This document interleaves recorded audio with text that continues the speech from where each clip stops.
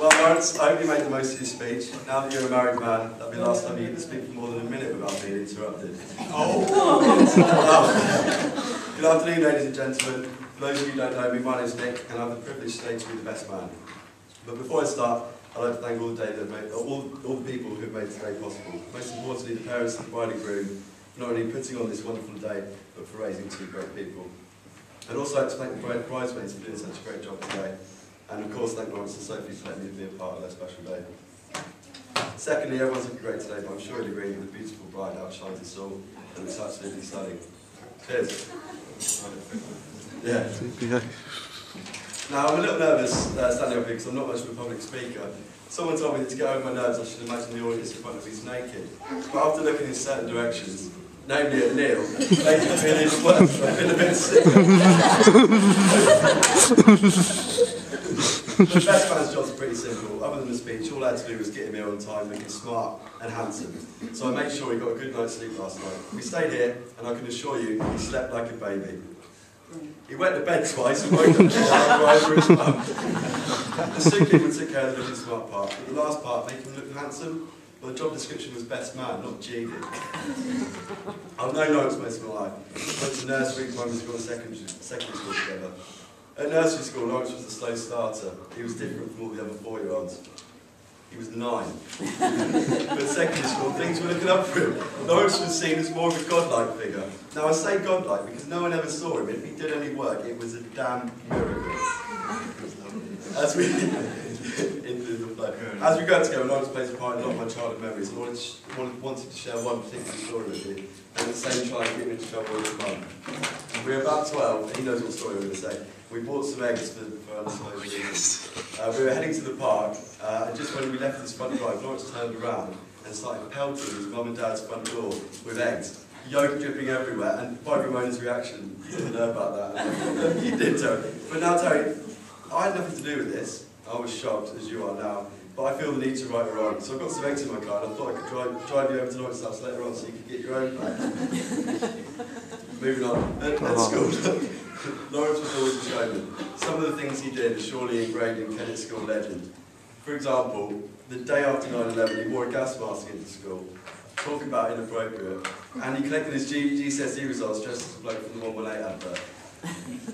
Out of school he was no different. I remember he used to pretend to collapse in front of strangers in the street just for a laugh to see their reaction. I see him as the original Dom Jolly. He was doing trigger happy before he did. I remember he did this in Waitrose once, and as he collapsed, the worker there tried to call an ambulance for him, which led to a quick exit for the both of us. Now he's older, he hasn't changed much. He's just not as agile as he used to be. Now he's, well, I've got him limping around on the crutch, but he's left that at home today. But he's still limping. There's some childhood stories out of the way, but as is customary, I should bring up some embarrassing alcohol-related stories. And whilst the list is literally endless, and it is, I'm reluctant to spill the beans on a number of counts. Firstly, as I said, literally every story is too inappropriate. Secondly, I was present in the majority, if not all of them. Thirdly, I'm not yet married and have Lawrence's speech in mind. And fourthly, I'm under strict instructions by Lawrence not to besmirch his untarnished reputation. They're his words, not mine. Untarnished. but whilst he told me not to say anything, he didn't say anything about showing you some pictures. So if you have, I've got a couple of nice ones for the stag do for you to look at. If you look on your table in the brown envelope, the envelope that says "Don't open me yet." Oh, no. Well, you're now given the right to open them. So yeah, please have a look. I wanted to make sure there was an envelope here, so just but don't worry, Lawrence, that one's not going to be in there. There's kids in the room. I'm not going to go through each picture, but I especially like the one or two I think I put in there of him passed out on the table. He drank so much that he had to have a week off work when we got back home to England. I think he ruptured his stomach lining. And the only reason he did get home is because his dad carried him to the airport in Munich. This was in between Lawrence sleeping on his suitcase. He's such a lightweight these days, he really has changed.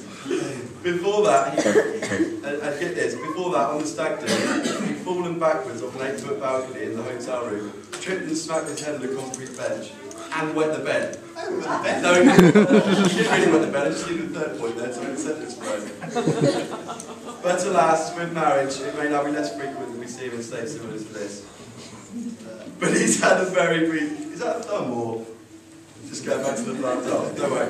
He's had a very reasonable morning. He's drunk his fair share.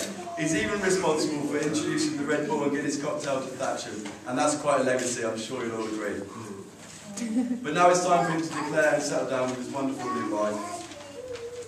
Okay, you'll be happy to know we're coming to the end of the speech, and I can see that everyone's having such a great time.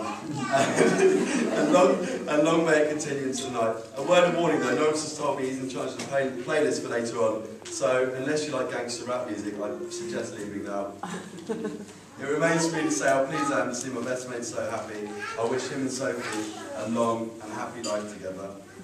But Lawrence, make sure you remember those 3 little words that are key to a long and happy marriage. And we all know what they are. Yes, my love.